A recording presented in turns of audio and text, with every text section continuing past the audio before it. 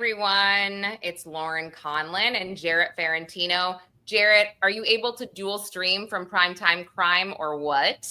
It says end stream, so I suspect we might be already. Okay. If someone in the chat wants to make sure, Jarrett and I are so new to doing this, let us know if you can see the Primetime Crime stream as well.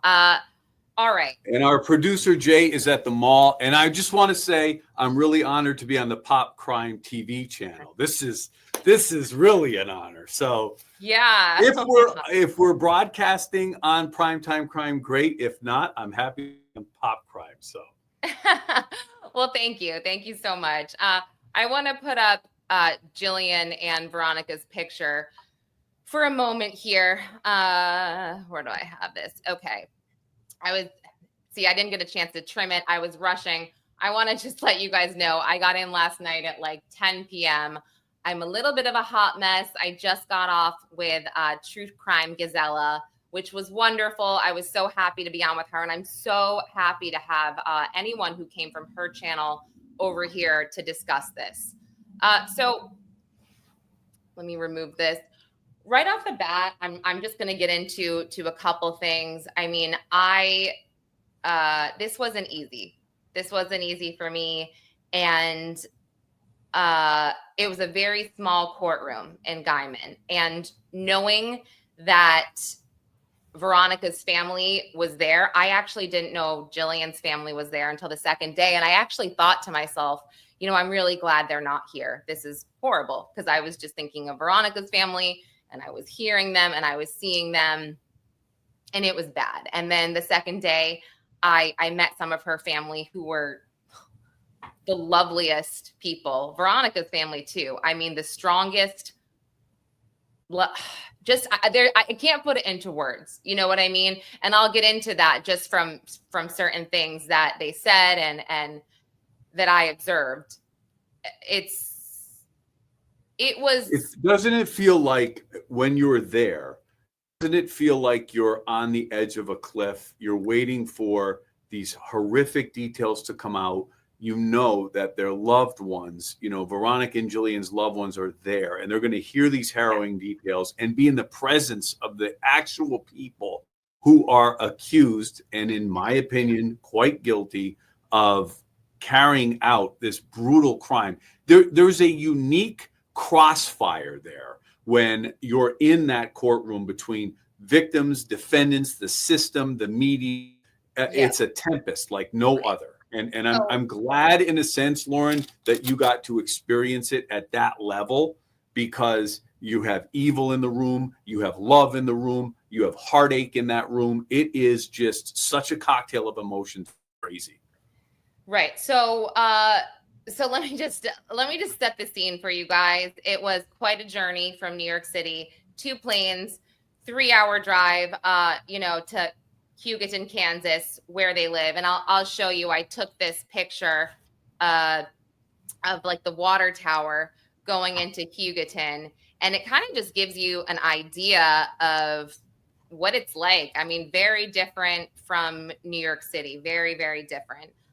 So it was about a 45-minute drive every day to court. And thank you so much for the memberships. I really appreciate it. And I'm sorry, I don't actually have a moderator yet, so just forgive me if I'm not interacting as much in the chat.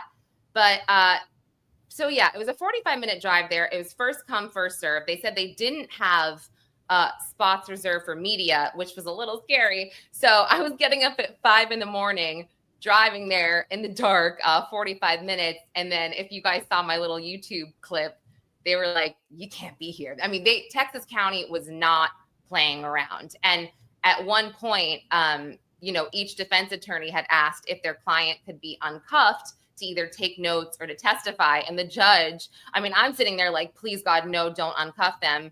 And the judge was like, no, like, absolutely not.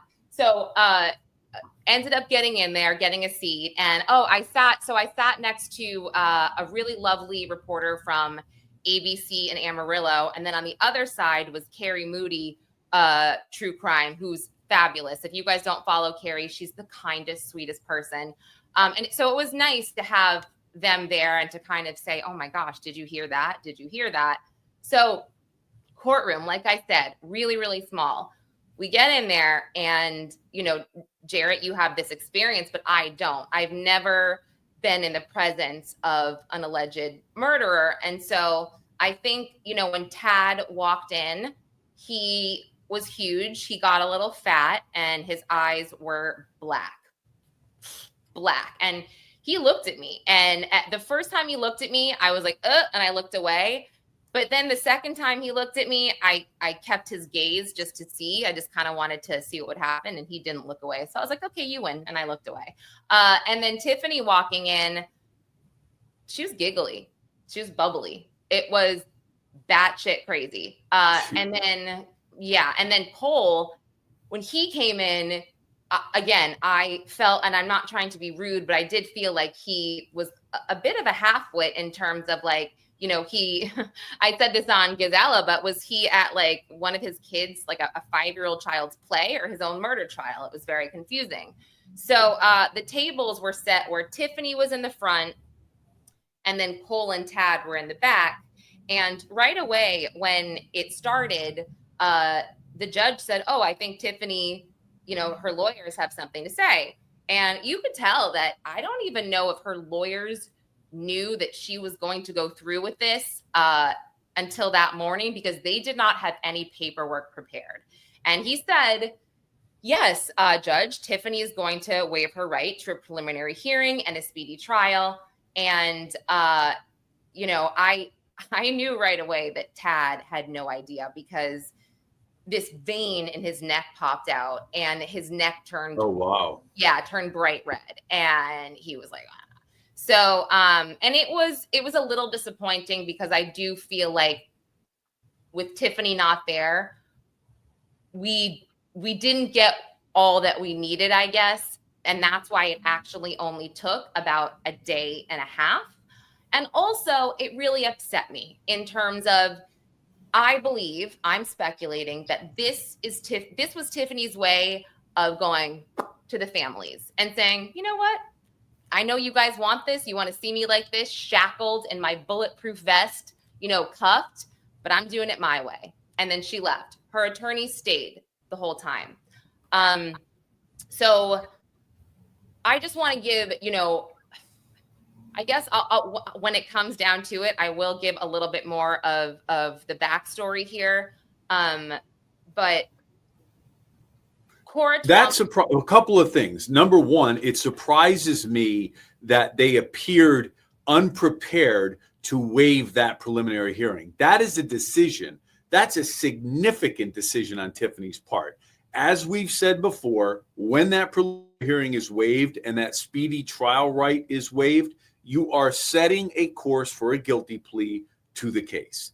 That means that discussion takes place at the jail with Tiffany and her lawyers. Now, ultimately, it's Tiffany's decision. I've seen defendants go into a courtroom like that, begin the process of either a waiver or a plea, and then change their mind. That happens. However, the fact that they're not prepared to move forward in the event that they did move forward with the waiver is inexcusable, if you ask me. Like, you've had months. You're going to tell me you didn't know Tiffany was at a minimum contemplating and more likely than not going to waive that hearing. I don't understand. Well, this is what I gathered from it, Jarrett, because they didn't have paperwork prepared. Would you agree with that? Because they would at a preliminary stage, you would likely have a written waiver. And here's the thing, that means that her plea or potential plea down the road either isn't all the way worked out, because all of that should be written down.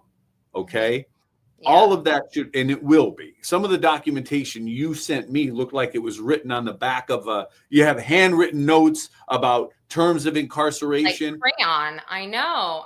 You know, all of things. Yeah. And you may sit there and say, it looks like this is exactly what she wants. 2 years from now, when she challenges that plea, you pull out that paperwork and you say, here, Tiffany, you had that conversation. You signed this document. Here's what it says. It's just a little surprising to me. Her lawyers, Tad wasn't aware of that. These are decisions that are made upstream. I don't know, but Tad's reaction would tell me he wasn't. And look, they're all in the same jail. They're all in the Texas County Jail. So I we're not. I was born at night, but not last night. I was feeling they're talking somehow. But here's the thing: I think Tiffany, and just skipping ahead, and I'll get back to this. But from what I heard, Tiffany would receive death if a jury heard what they heard. And I have reservations about this DA.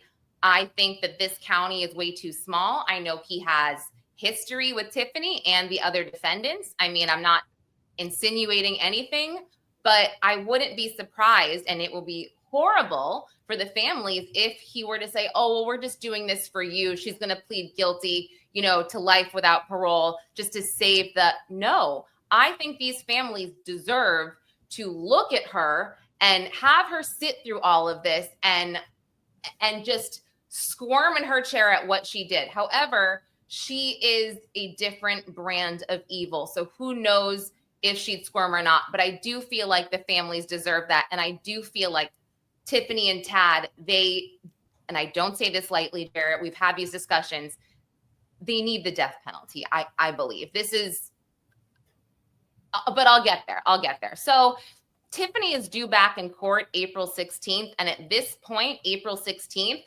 they could decide some kind of plea is offered, plead guilty, and we'll do this, or they could set a court date. And just skipping ahead, and I'll get to this because we know that Tiffany waived her right to a speedy trial and the preliminary hearing. Cole sat through day one, but day two, Cole's attorneys got up and said Cole waives his right to a speedy trial, a preliminary hearing. They had the paperwork ready.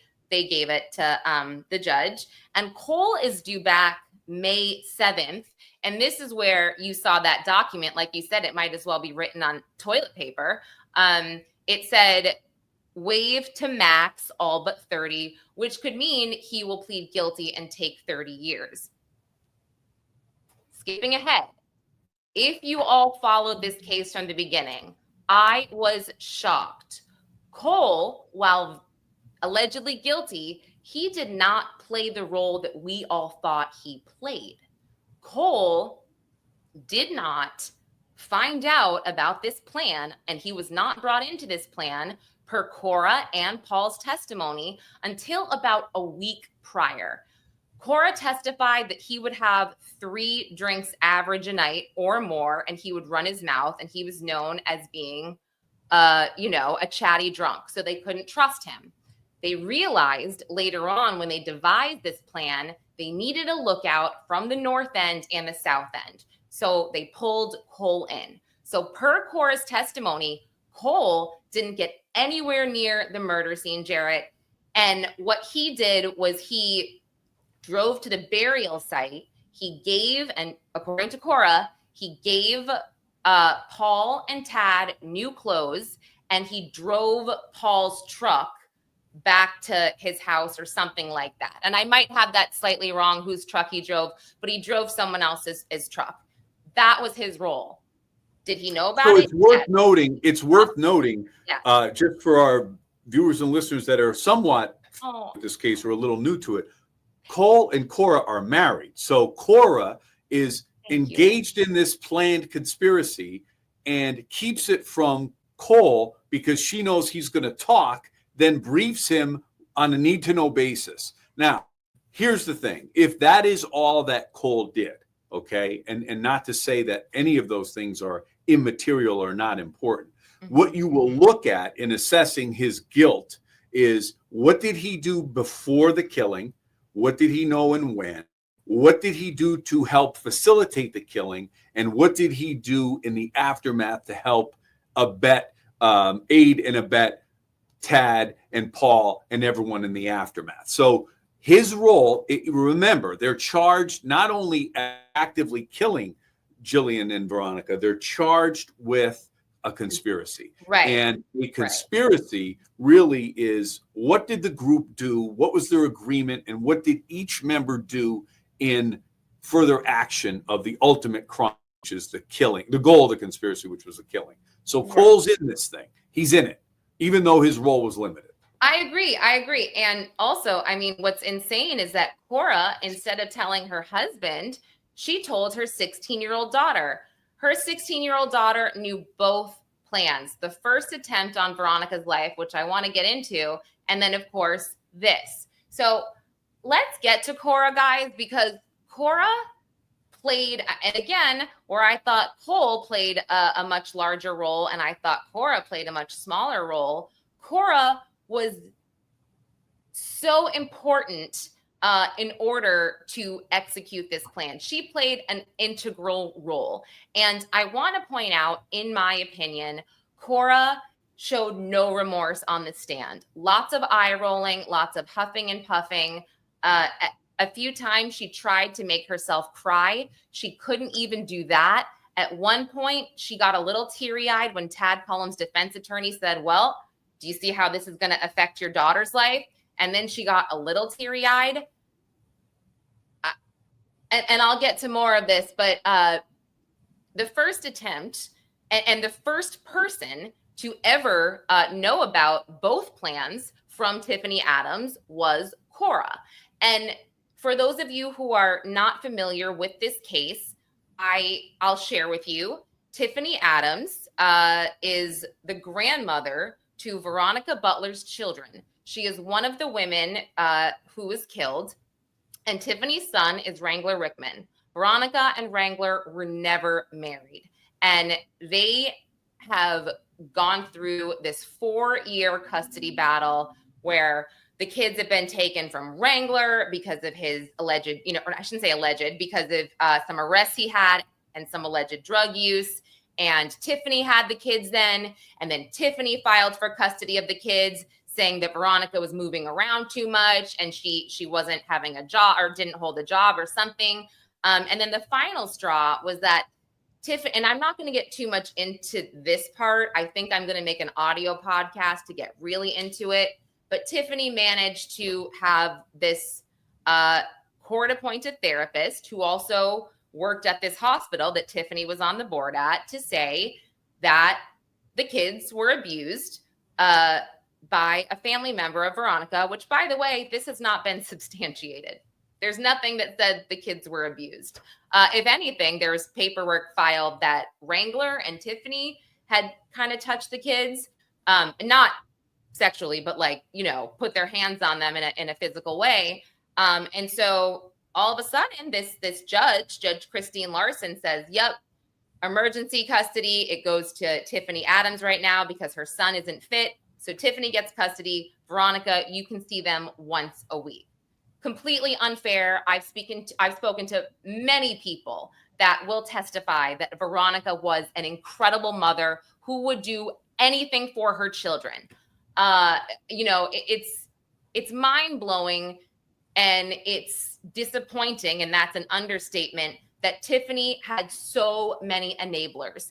And this Guyman, this area, Texas County, that's the largest county in the 4 districts that the DA resides over. That's about 20,000 people. I think Beaver County, Cimarron, and there's one other. Those are like 2,000 to 3,000 people. So Cimarron's where Tiffany lived, 2,000 people. I mean, she had people in the palm of her hand. Thank you so much, Forrest. So essentially, Tiffany, and let me go back to this. I spoke about this on True Crime Gazella a bit, but Tad's lawyer elicited from Cora that the whole God's Misfits name was kind of a joke. Cole had said, we don't fit in anywhere. We are basically God's Misfits, and it became a thing. However, Cora's daughter did tell this to the OSBI, and children, lots of children were at these meetings. So she heard it enough to repeat it. And just to tell you a little bit about these meetings, they were, quote, prayer groups that were held on Sundays and Wednesdays. One night it was at Cole and Cora's house. The other night it was at Barrett and Lacey Cook's house, their friends. And Barrett and Lacey Cook, Cole and Cora, and Paul and his wife Lachey were obsessed with this American state nationalist named David Straight and Bobby Lawrence. Obsessed. If you followed me and for this case, or with this case, they both the Cooks and the Bryces, or Paul anyway, file this 44-page sovereign citizen filing where, you know, they want to become less government regulated. They, you know, they want to control their businesses the way they want it. And it's like this 8-month period to become a sovereign citizen that neither couple actually had completed. Tiffany and Tad did not do this. I guess they weren't as obsessed. But anyway, there was about 10 to 15 adults and lots of kids, Sundays and Wednesdays.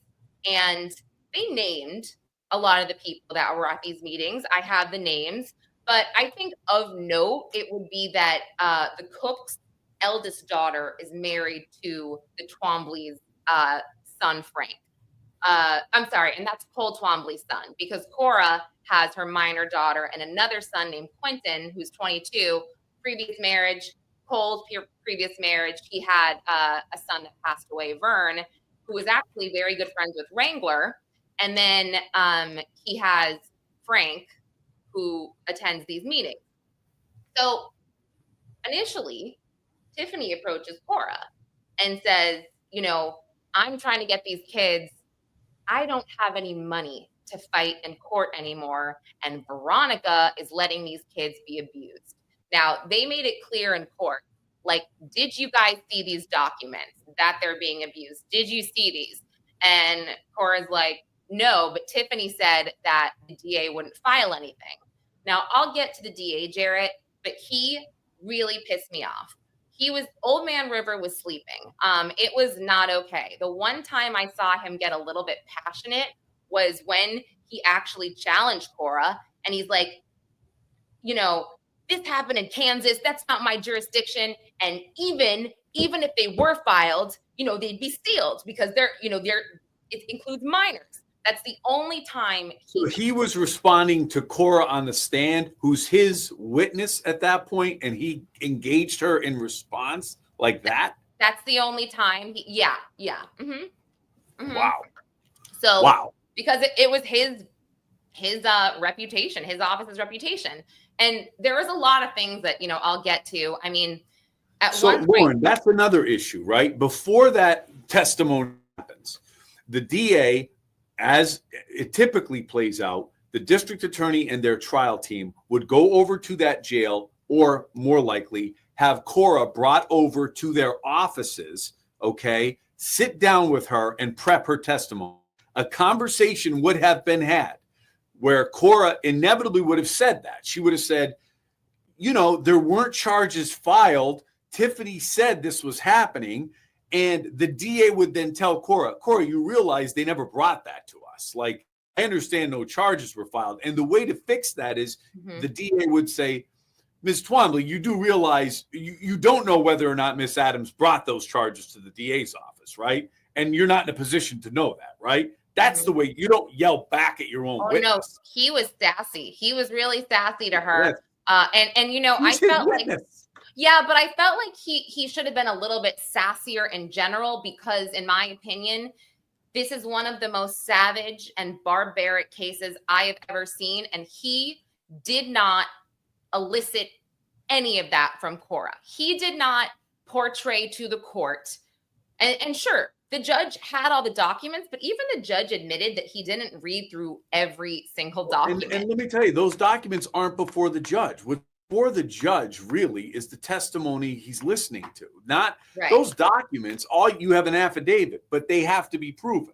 So to me, this is not the time to soft soap the details. There's no pretty way to tell the story. There's no clean way to tell this story. It's brutal, and it needs to be told in vivid detail.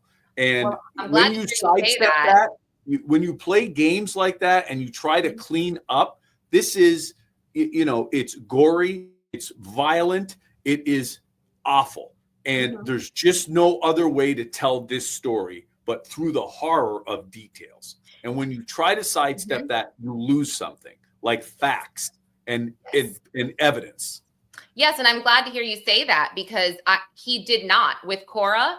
It was softball. It was just not right. Trust me. I was angry. It was not right. And yeah, so just going back to this, he was so obsessed with questioning certain routes she took that morning, or it was just so ridiculous. And look, a lot of this could be because, again, Tiffany wasn't here, or wasn't, you know, she waived her right and she wasn't there. So, you know, a lot of that, they had to change a lot of things last minute. I get it.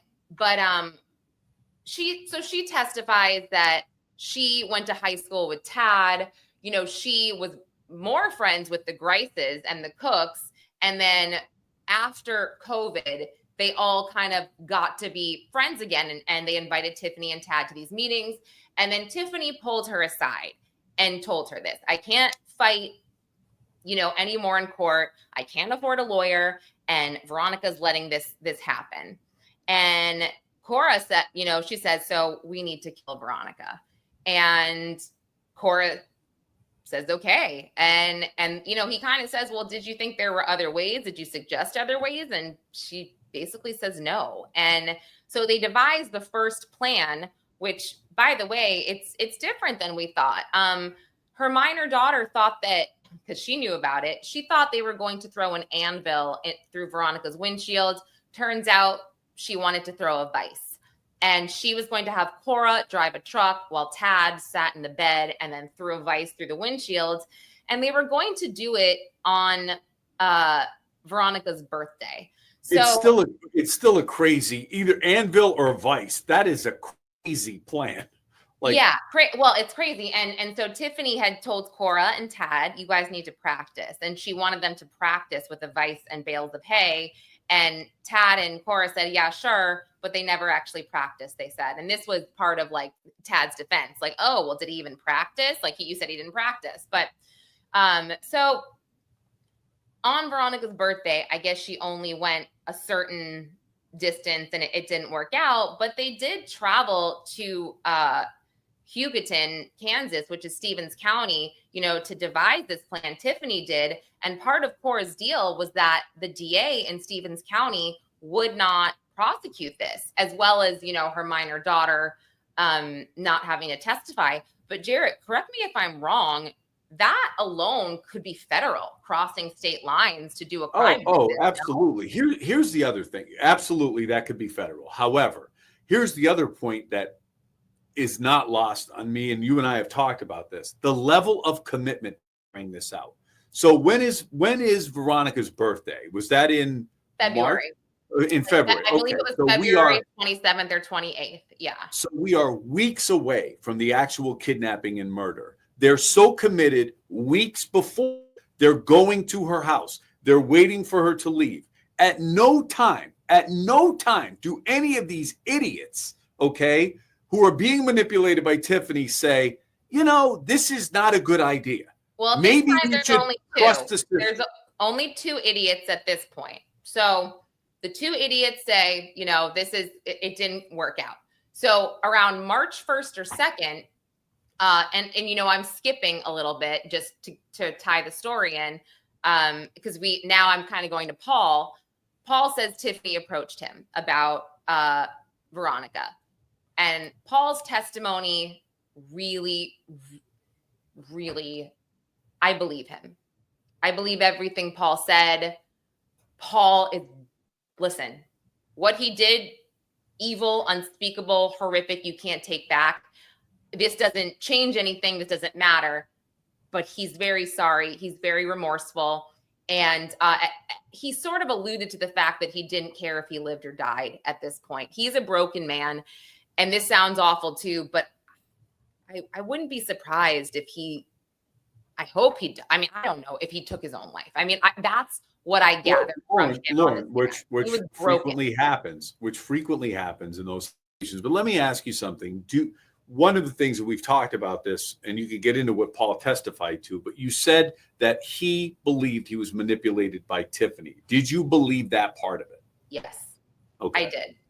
I did believe it. And so, yeah, he's a broken guy. He lied a lot. He told them, and I'll get into sort of what the lies that he told the group. And well, okay, so he tells the court that his dad abused him. I don't know exactly how, but Tiffany knew. So after this failed with Veronica, the failed attempt, she pulls Paul in and she says, we need your help. Tad, Cora, and I, we want to do this, or basically it's her idea. She doesn't say the others, but she says because the kids are being abused, she uses Bible verses on him, and she essentially manipulates him and says, well, if they were your kids, what would you do? And he goes, well, I'd kill them. I'd kill her, if they were your kids. And so she goes, well, there you go. So he says, he thought maybe she'd forget about it. But also he said he would get drunk with the group and he would tell them lies that he was part of this mercenary group that killed child abusers. And he's like, that never happened. I was lying. I was just kind of trying to fit in. I was, whatever. But it's that lie, whether it's true or not, shows this. He wants to be a hero. He wants to be a guy who vindicates the abused's rights. So somebody like Tiffany, who's looking for an in, sees it in Paul. She's like, oh yeah, I'm going to give you the opportunity not to be evil, but to be a hero. Here I am, a grandmother who needs your help. I need you, Paul, to rescue these children from abuse. Exactly, Jarrett. And so with that, the four of them started to devise this plan. And now something that was a little bit hazy was, and this is like the DA thought this was like this big bombshell, like with Cora and stuff. Well, that Veronica normally comes on Saturdays with a supervisor, and normally it's Tiffany's friend because Tiffany has to be responsible for this supervisor. And, did you have a problem with that? And Paul and Cora both said, well, we weren't really too keen on it, but Tiffany kind of said, sorry, they're going to be a witness. They've got to go. And, the DA, it was weird. He kind of contradicted himself in saying that Tiffany knew it was going to be Jillian Kelley a week or so prior, but he didn't share that with them until the day before. And something that just gutted me, is when, because I think about Jillian's family all the time, literally all the time. Who had no connection to this entire situation. Just being a good friend, to Veronica. And that's not to say I don't think about Veronica's family, because I do. But Jillian's family, she was going along to help, and she's a preacher's wife. She was the head of her household, 4 kids. She was a badass woman, okay? And something that Cora said without any touch, she didn't even blink. And she said, well, Tiffany just said, don't worry about her. She's a nobody. Wow. And I'm just like, so, and the way Cora said it, whatever, I'll move on because I'm going to get too worked up. So the DA seemed to think this was some big bombshell. Oh, well, Tiffany lied to you. And it's just like, really? That's like. Lied to you what? That she wasn't a nobody? About knowing that Jillian was going to be there, a week prior. I just thought that was stupid of him to try to, it's like, what do you get? She's already turning against Tiffany. You don't need to make her turn anymore. I mean, it's like, really? Right. He was so bad. So basically they devised the plan. Paul kind of says, he wishes that he kind of wished she would forget about it. He thought maybe she would. And turns out, she didn't. But I want to back up, Jarrett, to something that Cora said, because this, I think, will really tie a lot of this this together for everybody in terms of small town corruption enabling. So in July of 2023, Tad Cullum was arrested for feloniously pointing a firearm. And I will pull this document up right now. Feloniously pointing a firearm. And this was, let me see here. This was the Wrangler situation? So he feloniously pointed this firearm at Wrangler, Tiffany's son. And this is Tad, Tiffany's boyfriend. And this was July of 2023. And he not only pulled it right up to his temple, but he cocked it. Okay. And a sentence of feloniously pointing a firearm in Oklahoma It's 1 to 10 years in jail. Tad Cullum was arrested and paid $10,000 and was gone. Nothing happened further. He was let out. So think about this. Tad Cullum, let's say he got the minimum for this, he would have been in jail. The time of the murders, he would have been in jail, but he was somehow able to pay $10,000. And think about this. There's a 1 second difference in pointing a gun and firing it and murdering somebody. I mean, it's mind blowing. So you've got that in July. Then, and don't quote me on this, it's somewhere around August or September. Cora testifies that Tiffany it's an arms call. She called it. Everybody needs to go to Tiffany's house with arms. Now, to be fair, it's Oklahoma, Kansas, everybody carries. But this was an arms call because Wrangler said he was coming to pick up his children from Tiffany with a girlfriend that he had at that time. Cora testified to this. He shows up. He's met with whatever, pistols, AR-15s.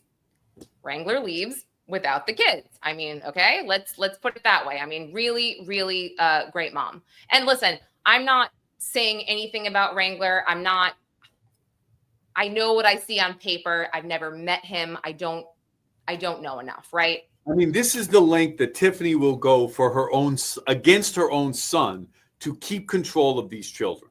She calls her friends to arms, says, my son is coming here to get my grandchildren. They surround him with those guns, right? And he leaves without the kids. Something like that. And again, sometimes it was hard to hear in the courtroom. I mean, like I said on Gazella, there was paper flipping and coughing. But from what I heard, and I'm not going to say any further because if I did get anything wrong, it was generally this. So, and Lori, I'm going to get to the drug part in a minute because that's an interesting comment. But let's fast forward now. I'm going to show you this filing that I pulled from Cimarron County. So that was, let's call that August or September, give or take 2023. Well, then let me pull this up. Just give me a minute. I have this. Now, this is very interesting. Oh, no. Was that the one I just showed? That was what I just showed. I'm so sorry. This one. Okay. Now, this is an arrest for Wrangler in November of 2023. Now, Wrangler was in jail, I believe, for drugs or something like that. So this is a possession of a firearm arrest after, a felony arrest. And guess who turned him in? Well, I'm reading the document. It's Mr. Tad Cullum, correct? Yeah. Tad Cullum turned him in. I mean, I'm not going to get into some of the things that my sources have said as to where he got this gun. And I mean, but look Tad had a video of him, so we can speculate, we can allude to this. But Tad sends this video to Cimarron County and bam, Wrangler gets arrested. How convenient is that? And then Wrangler is out of the picture. Now, Wrangler goes to jail, and then Wrangler eventually goes to rehab, which is where he was when the women went missing. So let me remove this to just give you guys a little bit. Now, originally, just so we're clear, when I read that Wrangler was in rehab, and that is how that played out organically, and that's when I saw that, I had a case one time where an individual was getting their driver's license photo during the murder, okay? Or somebody's conveniently in rehab during the murder. It's a great alibi. And it says, hey, I wasn't there. Now, it looks like Wrangler and the God's Misfits were at odds at that point and led him. He eventually found his way into rehab independent of the plan or scheme. So that was something I learned that kind of changed. Wrangler was sent, this is part of his sentence. It was jail for however long, then it was rehab. And my point in showing everybody this is to show you the small town enablers of all of this. Tiffany and Tad appeared to be untouchable here. They got what they want. That call to arms, I'm sure Wrangler went to the police. I mean, I don't have proof of that. That's nowhere. Nowhere is that filed, okay?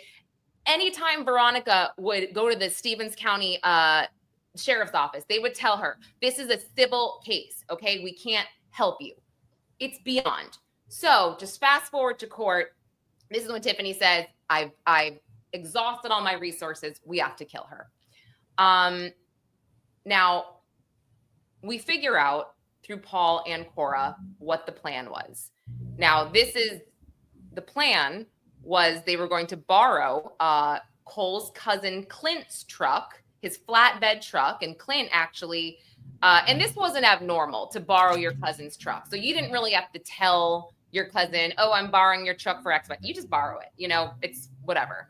So he borrowed Clint's truck, and Tiffany had a white gooseneck trailer, and their plan was to drive off of this like S-curve, Road L, Highway 95, and Veronica's kids, it was one of their birthdays, and they were going to say, look, we have a baby calf that we want to show you, and Tiffany was going to tell Veronica that to get her out of the car to go to the trailer.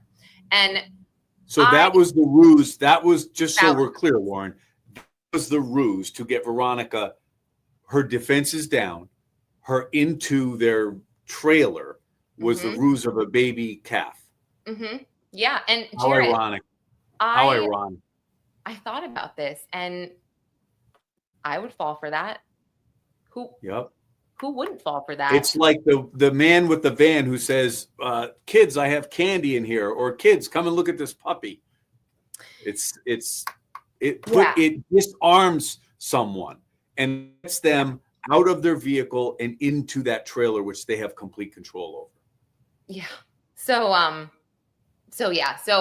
you have at this point, and by the way, they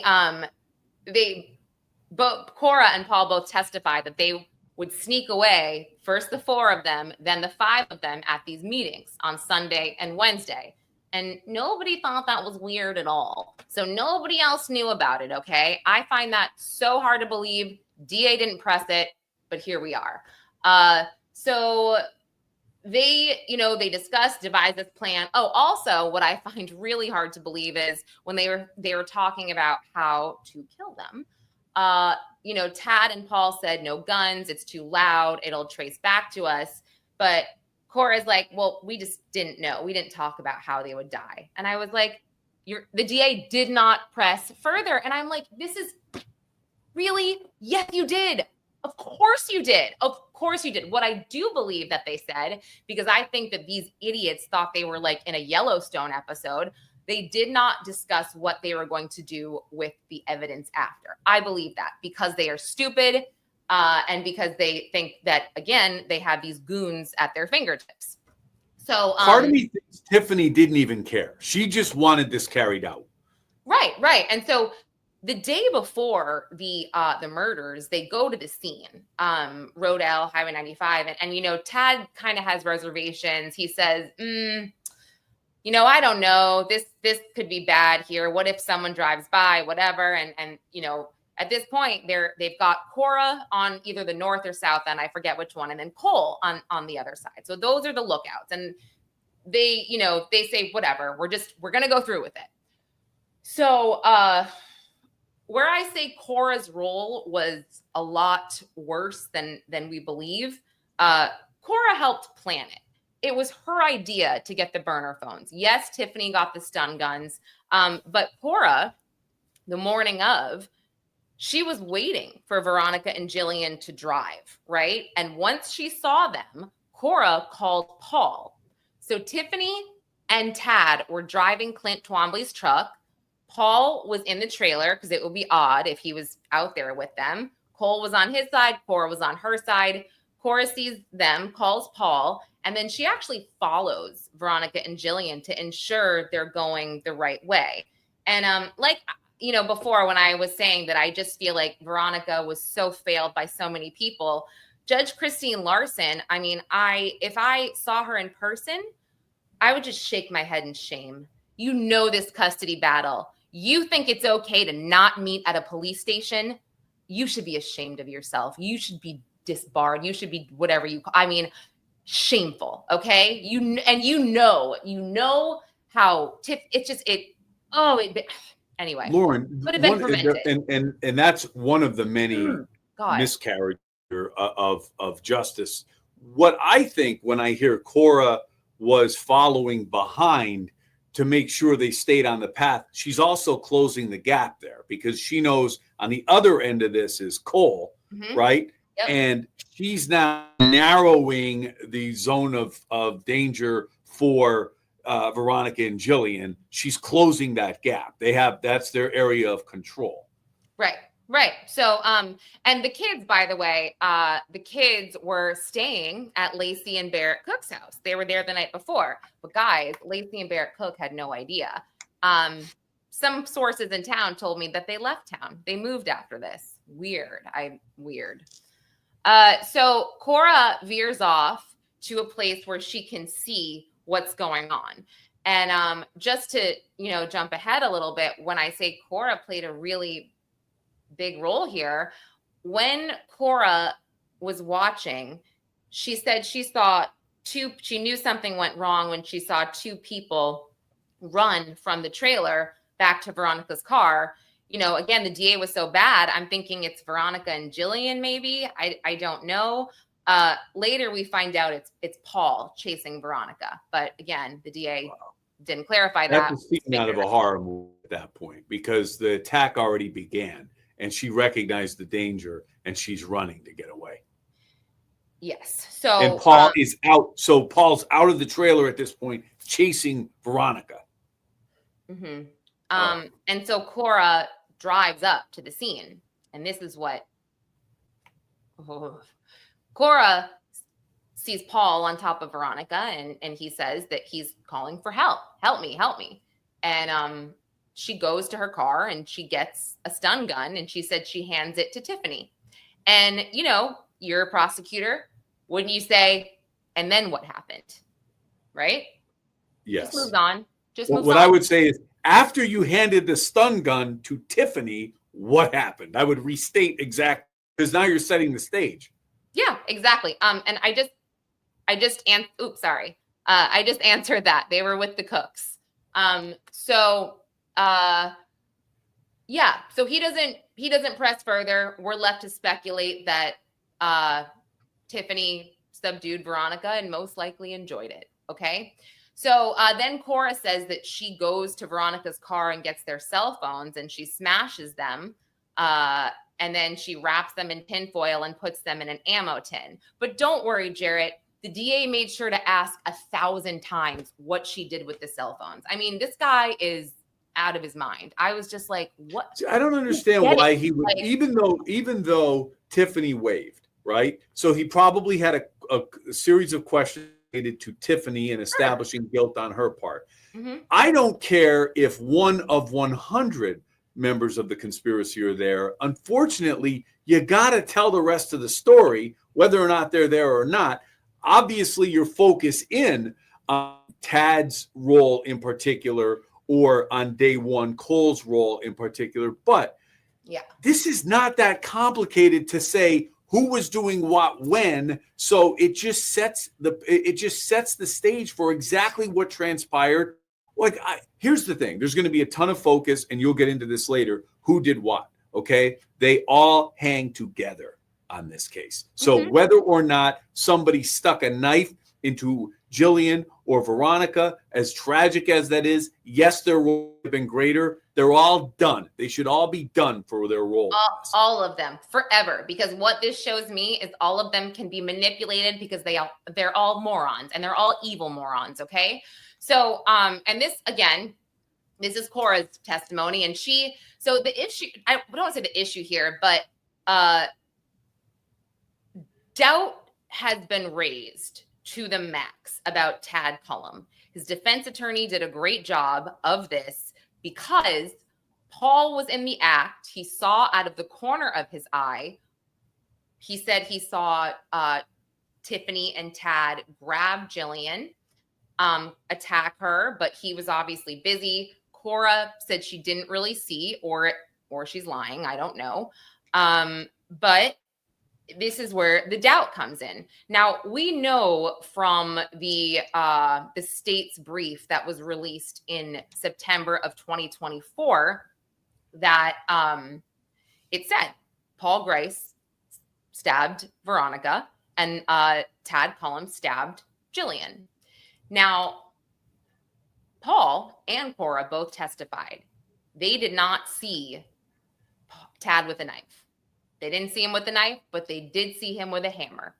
Now, farmers out there carry pocket knives, but a pocket knife could not do this type of damage.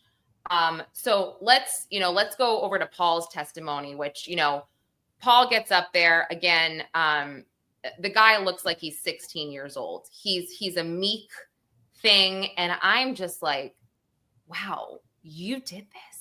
Like, I can't even believe it, because he looks so young and he looks so impressionable. And that's when you hear his story and you do believe that, yes, he made his own decision. And,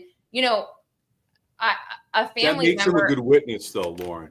Those factors, those little redeeming qualities, if he has any, will make him somewhat sellable to the jury, somewhat relatable. So look, he's going to be the one claiming Paul Grice, was manipulated by Grandma Tiffany Adams. Okay.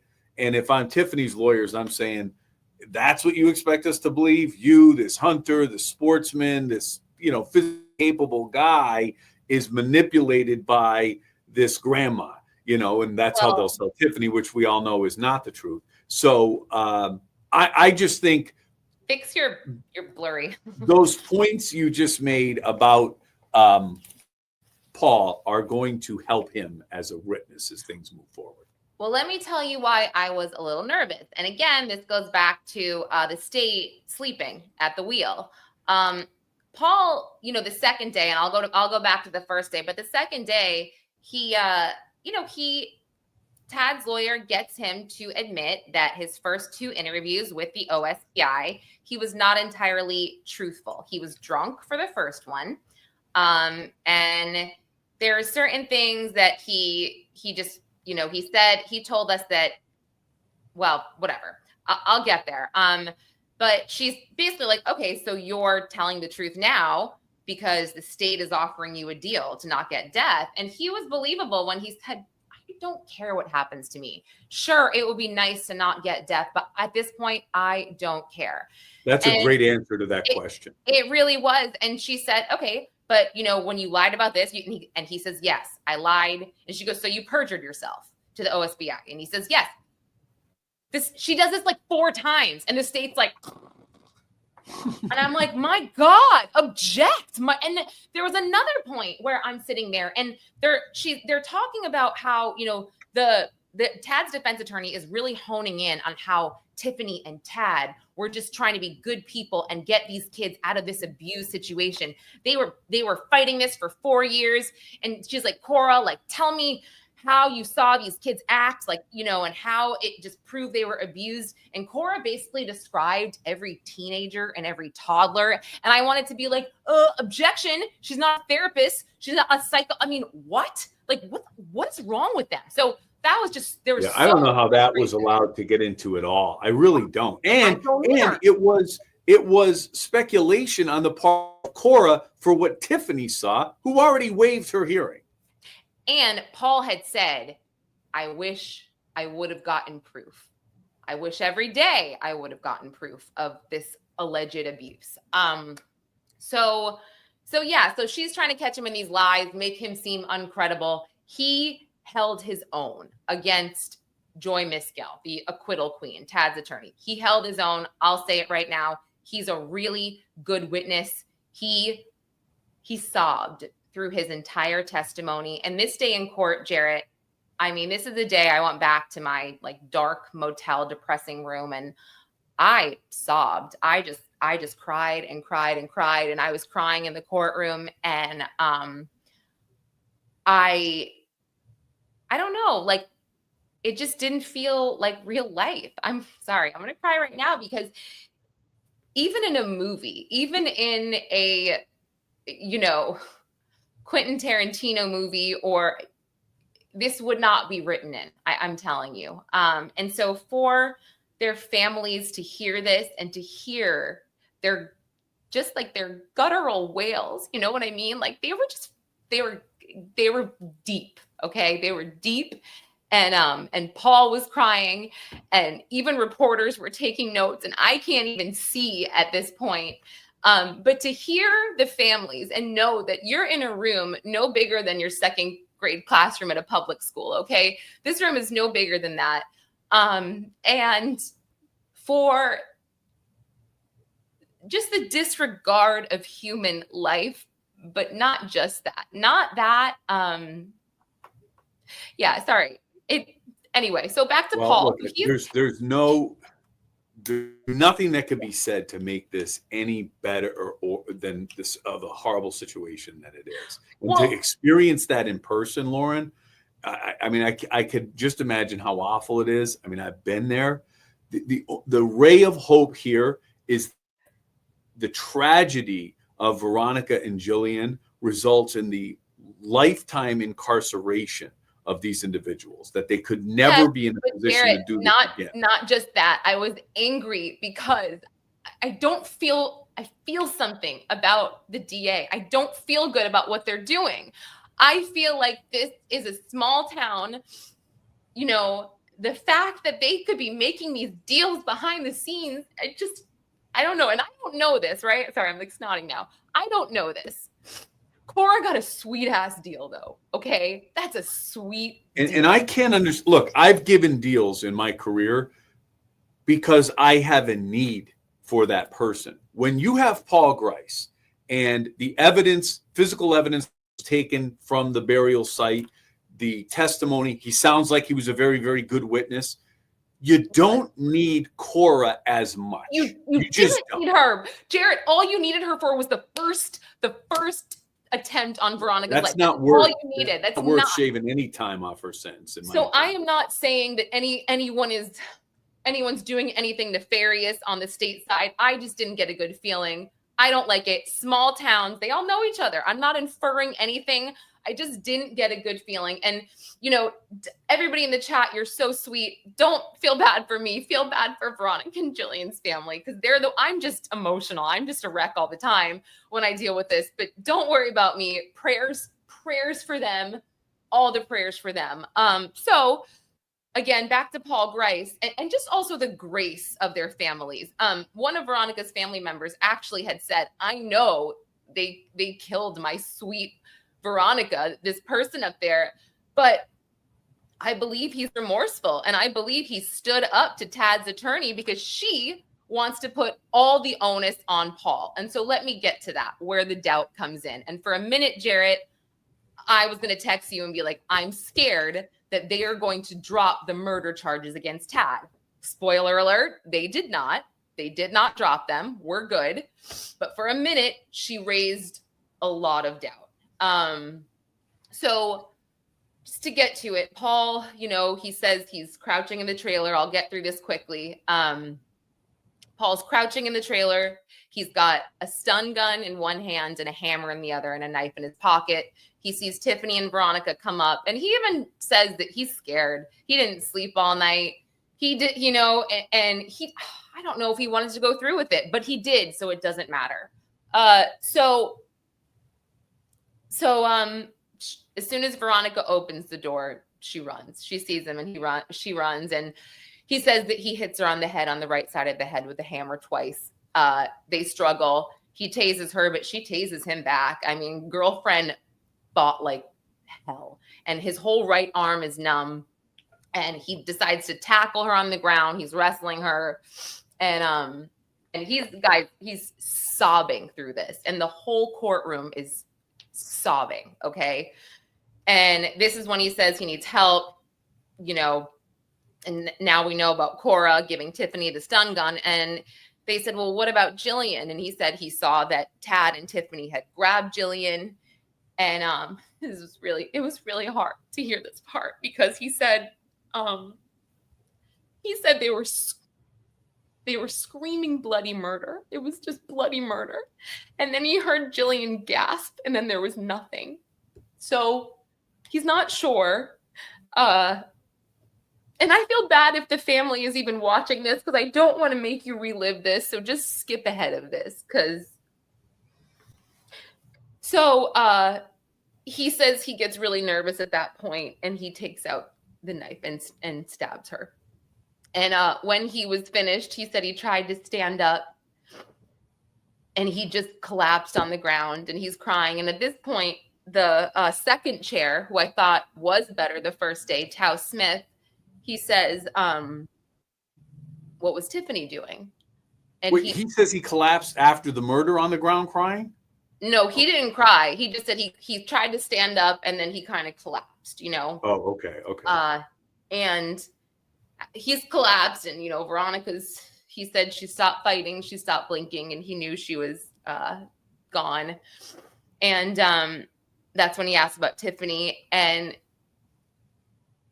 like, nobody, I'm telling you, Jarrett, nobody was ready for this. I'm writing through tears, and I'm like, okay, the worst of it's over. The worst of it's over.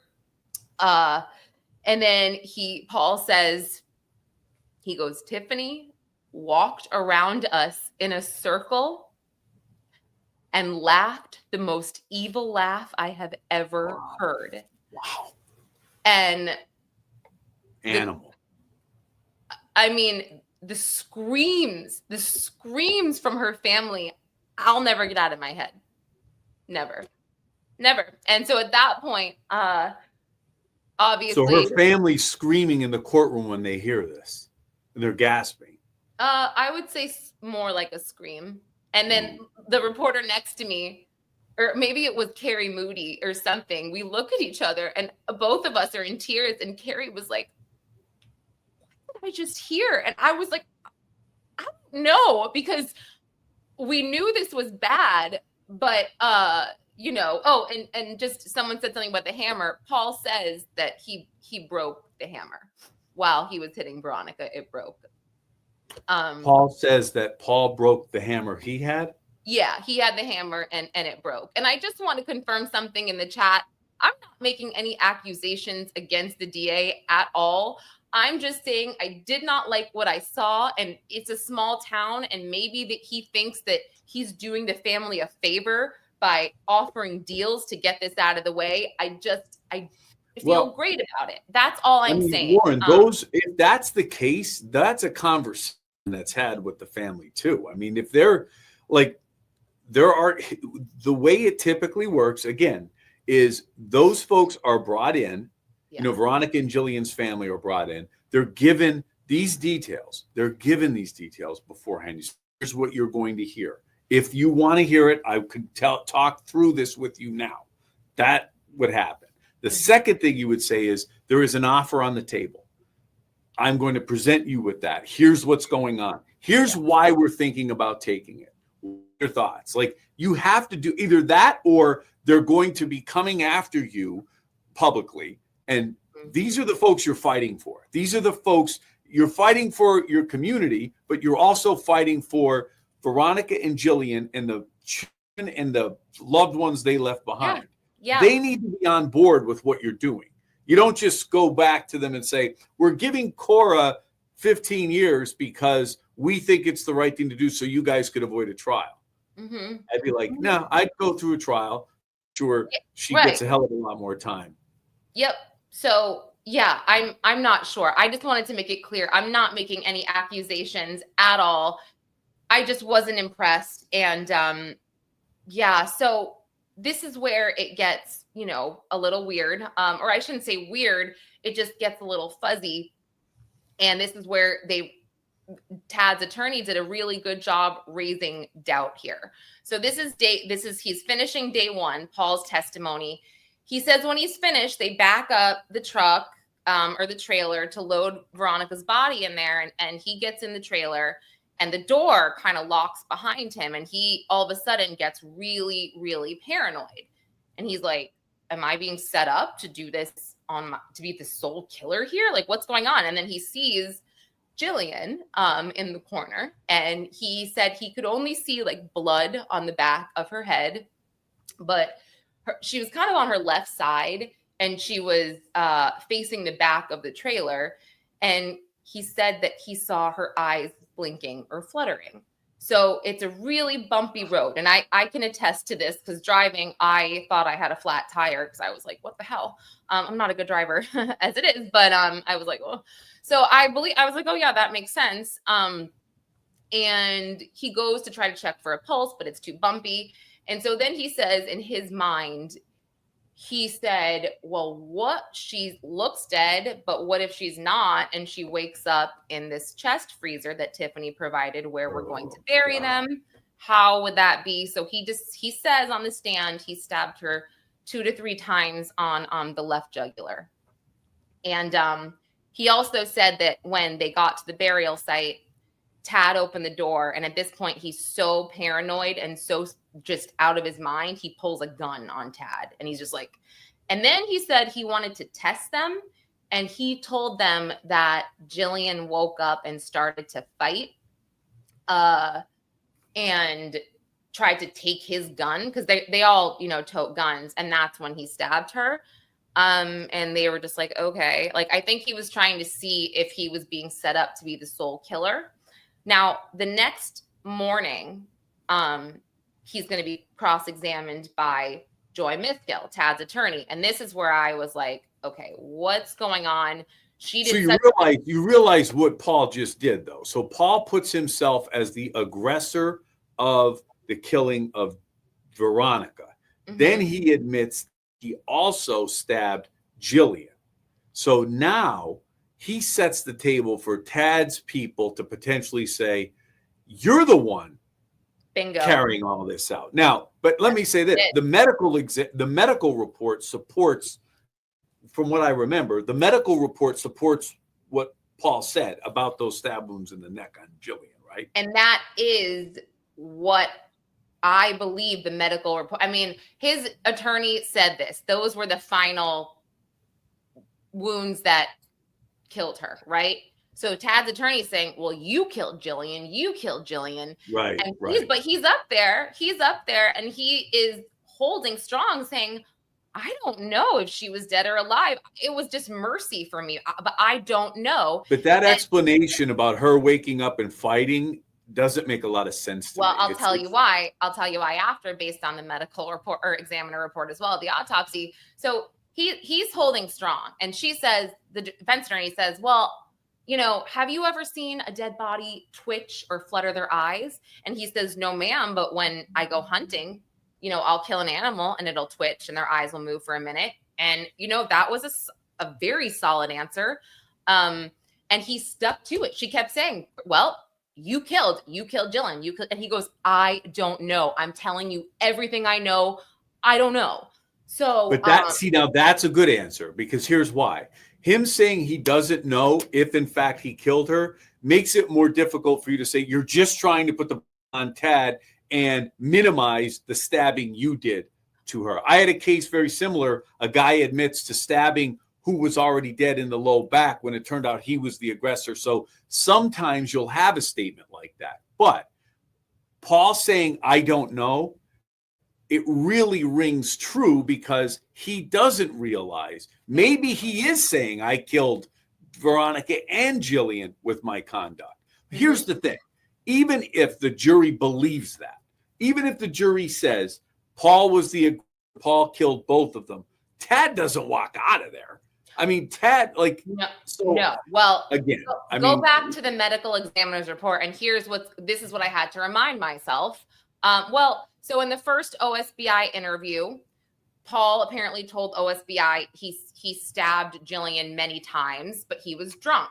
So he also testified he really didn't know how many times he stabbed Veronica. Okay, he was kind of like out of his mind. So the defense attorney is now using that against him, as she should. That's her job. But he was very believable. I stabbed Jillian 2 to 3 times. That is it. Now, if you look at the medical examiner's report, she has stab wounds, to her temple, to her skull, to her neck. And I'm so sorry for defensive. So there we go. The defensive wounds here. Now, if Tad maybe was given a knife by Tiffany, he had this hammer. I'm speculating here, and per the medical examiner report, and I've sent this out to Joe Scott Morgan as well, that they threw Jillian on that trailer paralyzed. And that's why she was blinking. But I think that this is, I don't think she felt anything else, which is hopefully, I don't know how to say that. I guess I'm saying it wrong, but I don't, so she didn't suffer at that point. You think that's a blessing, the fact that she was incapacitated? Thank you. I don't think she suffered anymore, thankfully. But Miss Gell argued that it was Paul who paralyzed her with the cut wounds. I don't believe that for a second, because if that was the case, she would fight back. And Paul said she did not fight back. She did not fight back at all. So that's, again, I thought in my head for a second, well, wow, what if, because Tiffany and Tad are dating, what if Tad is kind of taking the fall? I mean, listen, I have a hard time believing Tiffany didn't physically hurt any of those women herself. I don't have proof of it. My speculation.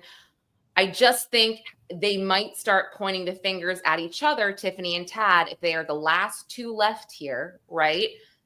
And Tad didn't know, and this is pure speculation, but there could be a lot more that comes out. But at this moment, we all need to be very careful, I think, in covering this case, because Tad is going to use this as his defense. No one saw me with a knife. No one saw me kill Jillian. The only one that saw me was Tiffany. And who knows what she's going to say. Cole didn't see anything. Cora didn't see anything.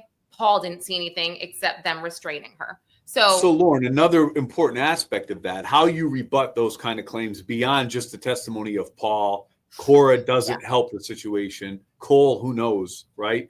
But here's their clothing was recovered from the burial site. Yes. So what does Tad's shirt show? What does, and again, obviously those articles of clothing were intermingled with Veronica and Jillian's remains, and you transfer and things of that nature. However, if you are engaged in hammering or stabbing someone repeatedly, and you have Tad Cullum's clothes, there will likely be, not guaranteed, there will very likely be evidence of spatter, transfer, high contact, high friction type situation. So, I'm hopeful that what you do in a situation where you have a witness like Paul, who's made inconsistent prior statements, whose testimony has to be buttressed with some things. You take physical evidence every chance you get, and you say, well, he'll say, we bought this at this date and time. Here's the receipt that supports that. Tad was doing this. Here's his shirt. Here's Tad's shirt with that evidence that supports that.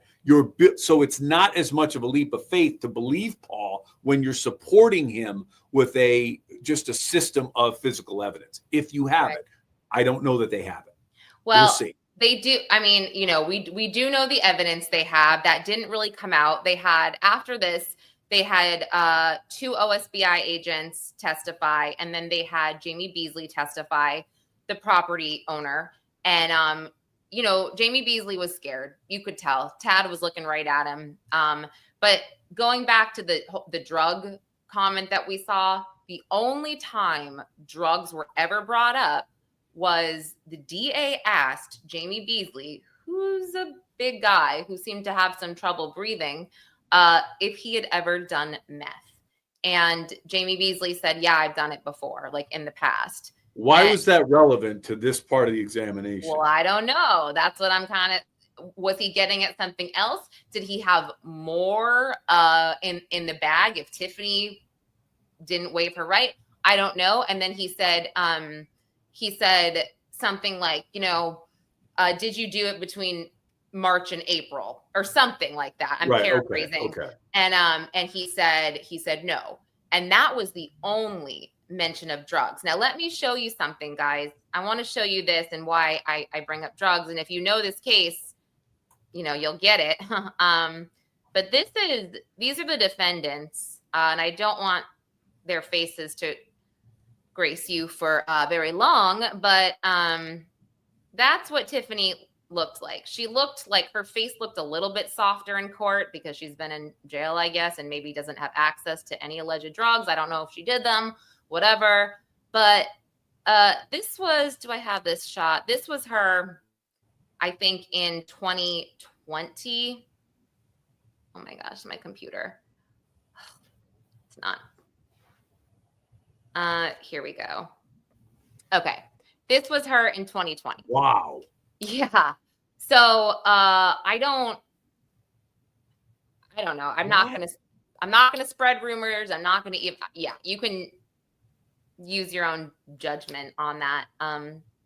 So wow. Yeah. Now did you look more like that person in picture number 2 or no? She looked, I guess, a bit in between, maybe. But either way, they're just, wrapping this up a little bit, Jarrett. I just want to get your opinion here.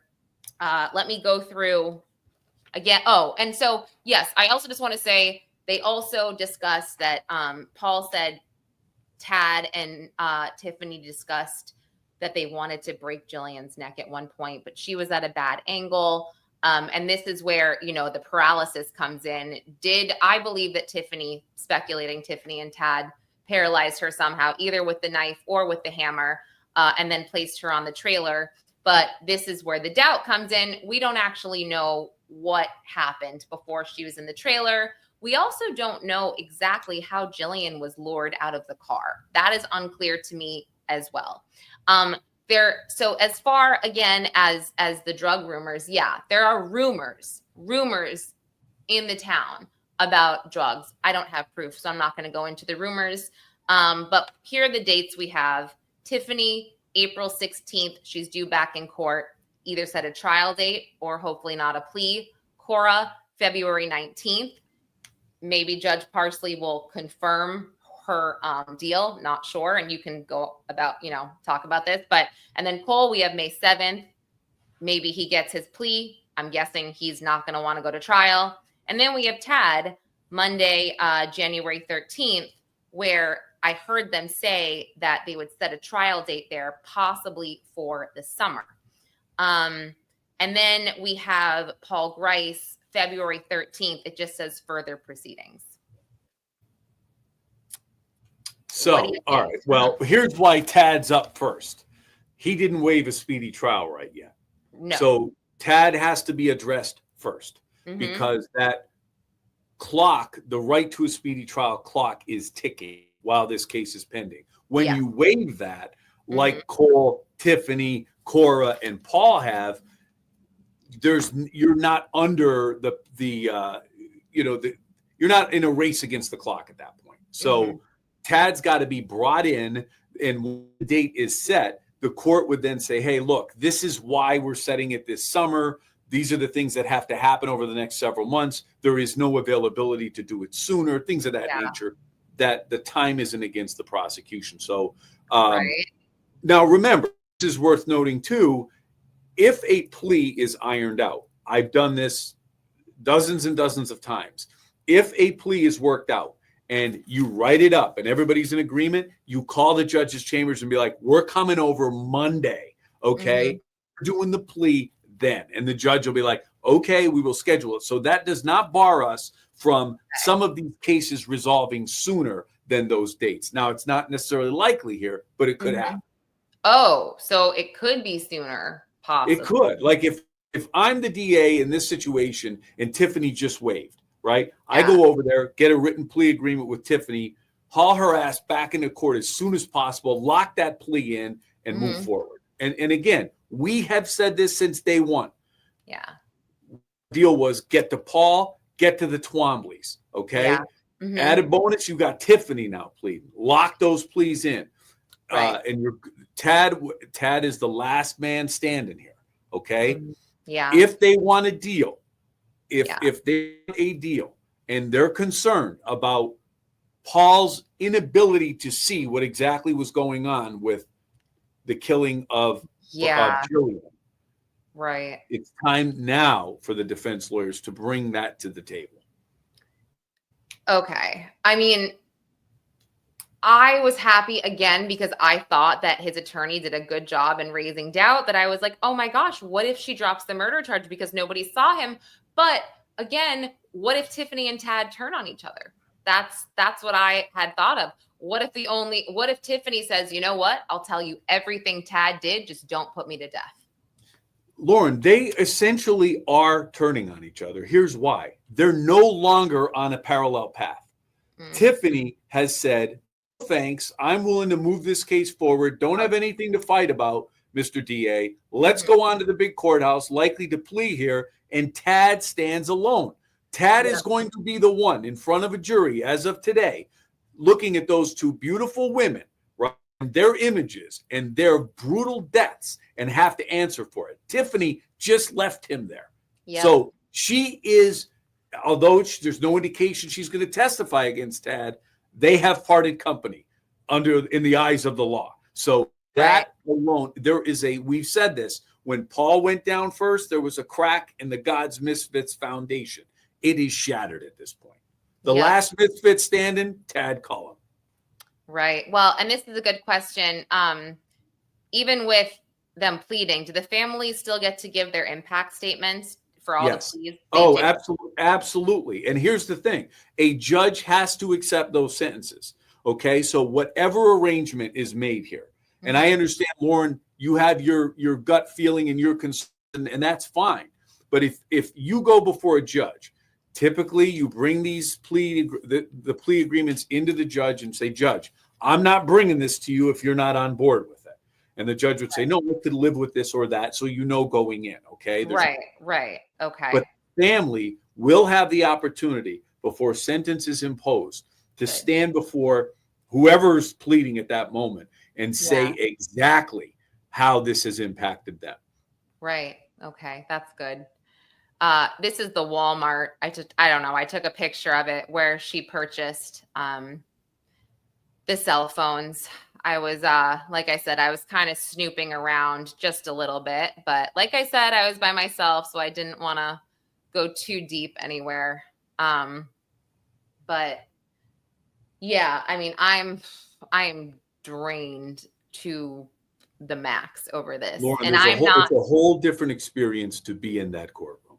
But I know, and if you've done it, you could appreciate it. It's like, and describe it, it's like describing water to someone who's never swam, or describing like getting wet and water. You got to be there. You got to see these things, because in a sense, it's a lot smaller than you think, but it's a lot more real. And it's a lot, just there's nothing like it. And in good and bad ways, there's nothing like it. Yeah, no, absolutely. And I'll show one more photo, which is, this is actually what caused Tiffany to get the extra added child neglect charges. The yellow straps?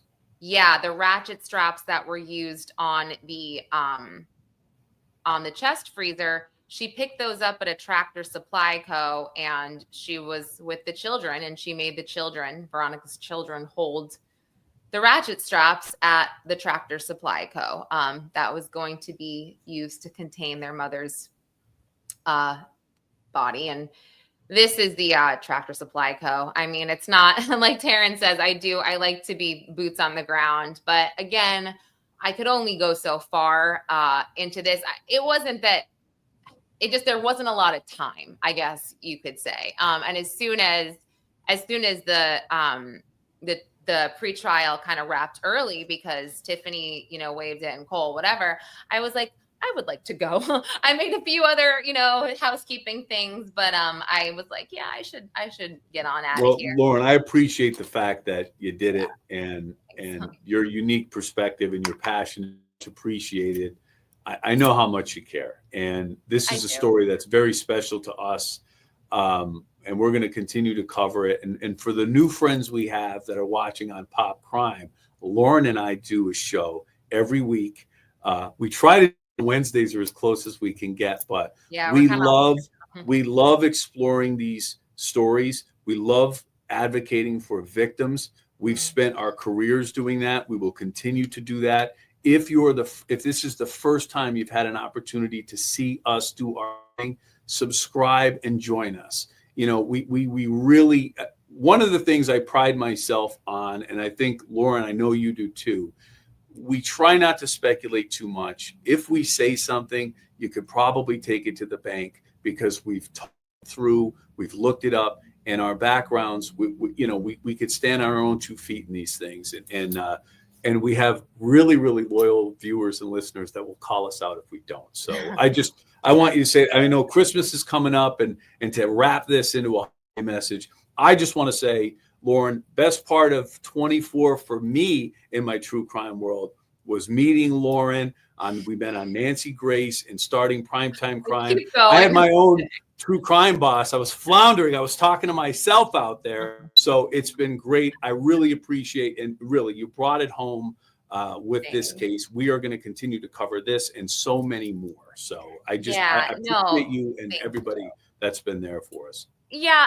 And just something else. This is like a personal thing for me, which is, I don't know. It's weird. I mean, we have these channels and we cover these cases, and I freelance, I cover a lot of stuff. And I think part of it being there and experiencing all of this and seeing the families, I couldn't help but get like, I don't know how to describe it, just like an icky feeling in terms of like, I really don't ever want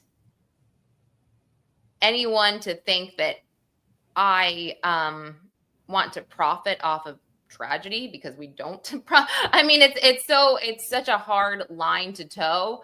You know what I'm saying? Where it's like, yeah, but I mean, look, there's a sensational component to this. Yeah, weird. There's a sensational component to this. There's no doubt, but it's also important that focusing on true crime and focusing on the legal system ensures that the system works. Okay, calling balls and strikes, that kind of thing. It's important. Okay, this is the branch of government, and it's the new wave. This non-traditional media, folks like you and I, getting the opportunity to express our concerns. Don't think prosecutors and defense attorneys don't look at, I'm not just saying us, but people challenge them in these kinds of venues. It's important. There's a role that's served here. And you and I both know, and I'm not going to out anybody, victims of the cases we cover reach out to us. And really, no, they do. But sometimes I just think, like, if this was me and this was a family member or my child, like, it just feels freaking weird. Would I want a YouTuber? Like, I don't know. I don't know. And that is a constant struggle I have. But that's the least of your problems at that point. I got to be honest with you. No, it's not like a problem. I get it. I wouldn't want it either. But at the same time, there's a role we could serve too. Thank you so much. I so appreciate you guys. And yes, I think at this point, I have had people come up to me and say, this is so helpful. Thank you. And that is the road that I want to continue to go down, because like I said, I put myself in their shoes and I'm just like, how would I feel? How would I feel? However, we're not sitting here gossiping, and you know what I mean? We're breaking it down. And this case in particular, I do really care about these people, and I do want to make sure justice is served. And there is awareness. So many people are like, this is horrific. And if this case is very national, then any speculation I have about small towns, I mean, if it's national, they're going to have a lot of eyes on them. And that way, right? Like, they can't pull anything. I'm not saying they are, but you get me. So anyway, based on your concern, there's still going to be more primetime crime in 2025, right? Yes. No, sorry. I was just making sure. I'm sorry. I just had to put that out there because that was just part of like me sitting there in my hotel room, just kind of looking down after hearing this and being like, thinking about my life choices. And I'm just like, what if that was me? And I do want to be a voice for the victims if I can. And yeah, anyway, enough about me. Take it from me for whatever it's worth. I've done both. I was a prosecutor for 20 years. Yeah. There is work to be done here on behalf of victims. So not the same thing, but there's work to be done, and we'll continue to. Yes. Well, Jarrett, as always, this has been great. And I just so appreciate your insights. And sorry, I shouldn't say great. It's been hard, but it's been great to be on with you. And so next week is Christmas. I celebrate Christmas. You celebrate Christmas. So We might do something next week. We might not, but you'll see us weekly. And just check my Twitter for the schedule. I would say at Conlin_Lauren. That's kind of where. Subscribe to Primetime Crime too. Yeah, well, we're doing a dual live, right? So right, I think so. No, we are doing the dual live, so you guys can subscribe to both channels, and yeah, we would appreciate it. So, all right, well, thank you to everyone. I'm gonna go fix my makeup and take my kids to Sonic 3. So, thank you. All right, see you guys later. Bye.